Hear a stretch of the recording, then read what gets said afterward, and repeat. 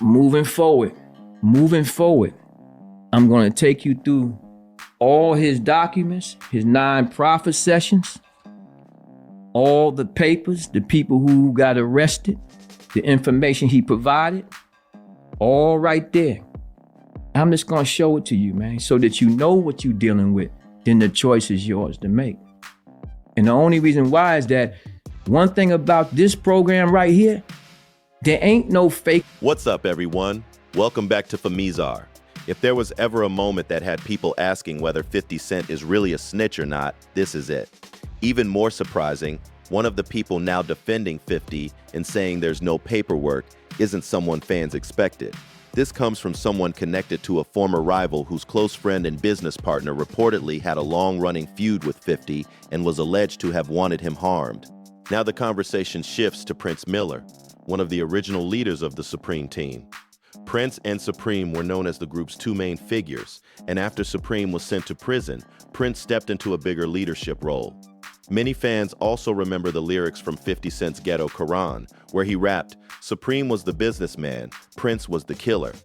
On the Prince Miller Show, Prince recently sat down with Supreme's son to discuss the controversy surrounding 50's claim that Jimmy Henchman was stabbed by World Hardy while in prison. According to the discussion, Jimmy Henchman later contacted Preem's son to clear things up, saying he was fine, moving around without any issue, and that the reported stabbing never happened. That led to a bigger conversation on the podcast, where Prince strongly criticized 50 Cent, saying this guy is a rat, he's a snitch, and claiming that 50 used him as a way to get the story out. Okay, when I speak, if I say somebody ain't right, you can take it to the bank. I got the proof. I can show it. I got lawyers. I can get sealed documents, anything I need to get. But I'm not here to just expose people. I'm here to teach people. See, he was able to exist in the street for a long time because he was giving information up to the federal government, the Eastern District of New York, and others. It's all right. While never publicly responding whenever people accuse 50 himself of being a snitch, Prince also made another notable claim during the discussion. He said, "Hey, I offered for Jimmy Henchman to provide paperwork to me so I could expose that 50's a snitch, and he still hasn't provided it, none of it." So he was able to exist for a long time. And so he was able to make his way into the entertainment business and do the things he did on the backs of people he was sending to the prison. How'd you get all that shit? It's not hard, man. It's very easy when you know the law, But it's not even important no more because, to be honest with you, what I'm saying is it's only important because it's a lesson to be learned. He pointed to that as the reason he isn't backing those accusations. The full podcast covers a lot more, so if you want the complete conversation, be sure to check it out. For now, let's get into the first clip.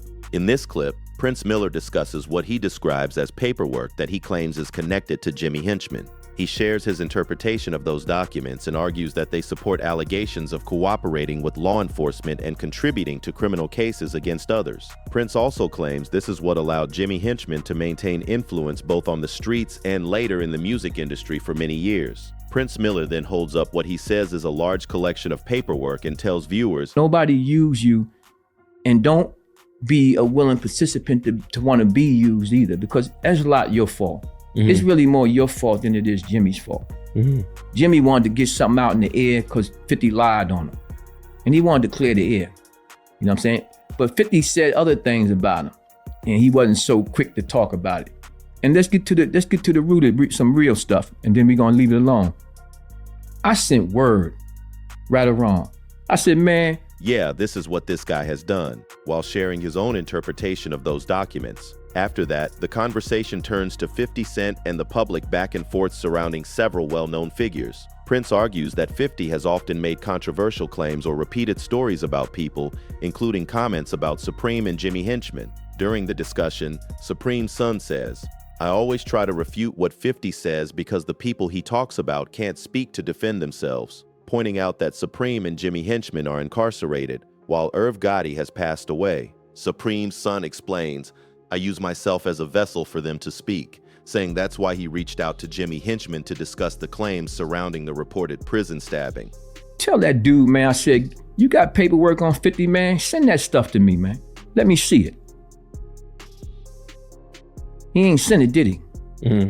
If he'd have sent it, that paperwork would be right here on the Prince Miller show, showing 50 to be no good. But he never sent that work to this day. So he can't play that game with me. We gonna leave it alone. The conversation then takes another turn when Prince Miller says he sent a direct message to Jimmy Henchman telling him, listen, if you can provide me paperwork that 50 has snitched in any way, shape, or form, I will put it on the show and I will expose him and talk about it. He says that, as of their discussion, he had not received any such documentation. Prince Miller says no paperwork was ever provided and argues that's because, in his view, no such paperwork exists. That's his position during the discussion. What makes the moment stand out is that these comments are coming from Prince Miller, someone with ties to a group that has long been linked through public allegations to a serious conflict involving 50 Cent. Alongside Supreme's son, these are people many viewers would expect to be critical of 50, which makes their comments even more surprising. Ask, so in any way, to your knowledge, has 50 Cent cooperated when it came to that shooting where he got shot 9 times? 50 Cent never cooperated with anybody, and I would know if he did. I had the whole music industry investigation business locked down. I knew everybody who was talking to everybody. There is no way he cooperated. We took a shot at him. He didn't cooperate. Through his attorney, Bob Colina. The argument being made is that if people who many would expect to criticize 50 Cent are saying there's no paperwork that this guy's a snitch, then viewers have to decide how much weight to give to the rumors that have circulated for years. A lot of those claims have been tied to Ghetto Quran, but even Prince Miller says, I took Ghetto Quran as an honor. He adds that he viewed the song as 50 giving people recognition, not as a snitch record. Check out this clip because it's definitely an interesting perspective.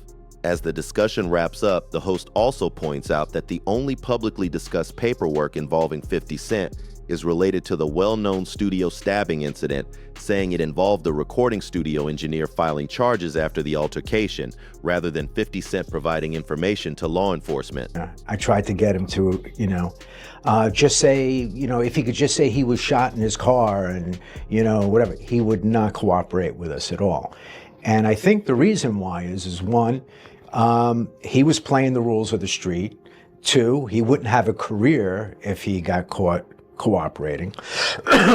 Guys have said he cooperated on an incident where he was stabbed or somebody was stabbed, maybe it was Yayo in the studio. He didn't cooperate on that, and these guys were going to... The explanation given is that the recording studio engineer, who reportedly was not part of the ongoing dispute between Ja Rule and 50 Cent, was the person injured during the incident. Because of that, the engineer chose to pursue legal action, including seeking an order of protection and filing related claims. According to this account, since the engineer was working alongside 50 and members of his team, 50's name, along with Tony Yayo's and others, appeared in the case records. The claim being made is that it was not 50 personally requesting an order of protection from those involved. So that's really the core of the debate. Prince Miller's position is that if credible paperwork proving those accusations existed, he would have been willing to show it publicly. Instead, he says he never received anything that backed up the claims. Of course, people will continue to have different opinions, but that's the perspective shared during the podcast. Now it's time to hear the conversation for yourself and decide what you think after watching the clips. After hearing both sides, the biggest takeaway is that this debate isn't slowing down anytime soon. Rumors, old stories, and public accusations have followed 50 Cent for years, but discussions like this keep bringing the topic back into the spotlight. Whether you agree with Prince Miller's view or not, it's another chapter in a long-running hip-hop controversy that continues to get fans talking.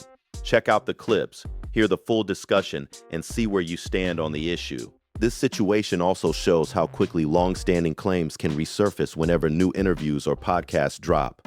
Every time someone with first-hand connections to these events speaks publicly, fans start re-examining old stories and comparing them with what's being said today. Whether this changes anyone's opinion is up to each viewer, but one thing is clear.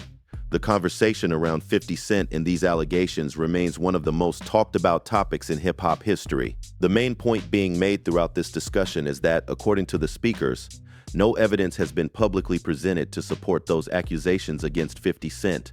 They argue that the claims continue to spread, but that no verifiable proof has been produced. The host also references an interview with a former police officer on AGTV, where the officer allegedly said, We tried to plant evidence on 50. We tried to convince him to snitch in every way, shape, or form. He wanted nothing to do with us. He would just cuss us out. That's it. That's what made this entire conversation so interesting.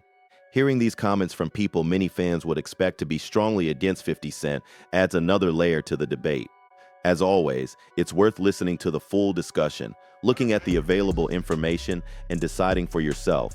If you enjoyed this breakdown, don't forget to like, subscribe to Femezar, and turn on notifications so you never miss the next big hip-hop story. Thanks for watching, and we'll catch you in the next one.